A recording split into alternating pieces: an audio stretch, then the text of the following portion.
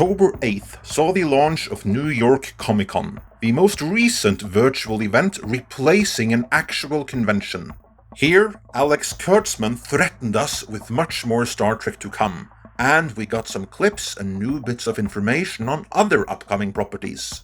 Among them, a first look at The Watch, BBC America's new adaptation of Terry Pratchett's Discworld.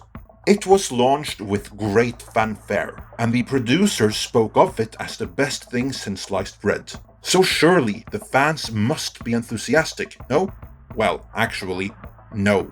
Bounding into Comics took the temperature on the social media response from the fans, and if their findings are anything to go by.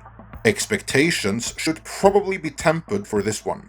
In this editorial, I will begin by briefly going through what Discworld is, what it means to me, what the negative response from the fan base is all about, and finally, if there is still hope.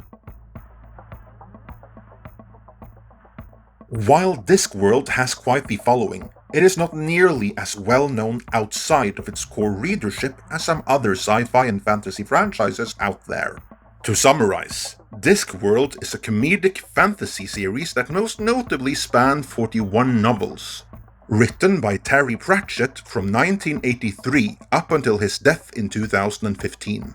The series consists of a number of interweaving storylines that are inspired by most notably the likes of Tolkien, Robert E. Howard, and H.P. Lovecraft, and therefore also of real-world mythology. The setting is a flat Earth, held up by 4 giant elephants, which in turn are standing on an even more giant turtle moving through the ether. On that flat Earth, humorous yarns are spun around the mythology behind gods, magic, witches and vampires and what have you not. I have never actually read any of the Discworld books. In fact, the only book from Terry Pratchett that I have read is Good Omens, which he co-authored with Neil Gaiman. Great book. I need to get around to seeing the TV series one of these days. While I have not yet found the time to do so, I have always wanted to get into Discworld, because I find the concept and the iconography behind it to be tantalizing. You see, I find mythology fascinating, and how the origins of mythology can be traced back through ancient history.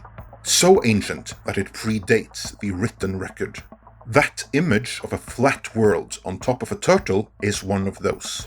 It should go without saying that I am by no means a flat earther, but I am fascinated by that iconography and its origins. It appears in Hindu mythology, where in one Vedic story, the form of the god Vishnu's second avatar, Kurma, is a great turtle, which provides a celestial foundation upon which a mountain is balanced.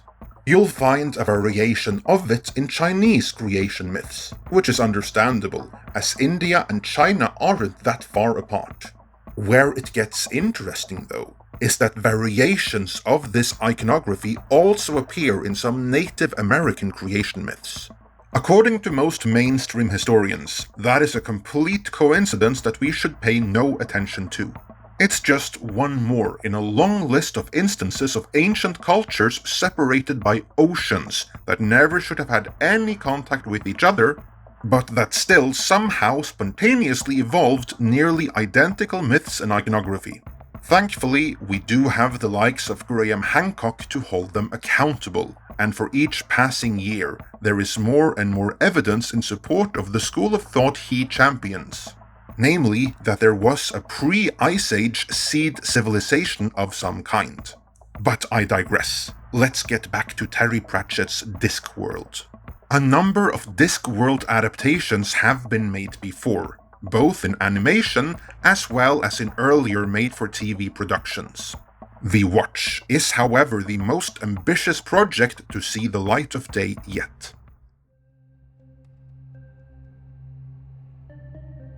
While earlier iterations of it had been in some stage of development for many preceding years, the version we're about to see was announced by BBC America back in October of 2018. Initially, it looked promising, but 1 year later, in November of 2019, Pratchett fans learned that the showrunners had decided to take things in another, more current year direction. Many weren't too happy about that. But to be clear, those who disapprove of gender and race bending tend to do so because they have come to recognize that whenever it is done, then not always, but more often than not, it signifies the beginning of changes from the source material rather than the end. Such was the case here, because a couple of months later, in a first look, fans learned that the medieval setting of the Discworld books had been replaced by what looked like a cyberpunk setting. Imagine for a moment if the Lord of the Rings movie adaptation had seen Frodo hack into the Matrix in order to delete the One Ring program from the Mount Doom server in order to sabotage the Sauron Corporation. We're talking that level of change here. This was when Terry Pratchett's daughter, who has a role in running the Pratchett production company Narrativa, but only has marquee involvement with this series, started throwing shade at it on Twitter. Now, fast forward to present time, with the first trailer and some more clips being released in conjunction with the New York Comic Con. Had I not been aware that this was supposed to be Discworld, I might have enjoyed that. But I am, so I didn't. And by the looks of it, neither did anyone else. Bounding Into Comics did a great job assembling some reactions from the fans, and to say that they weren't pretty is an understatement.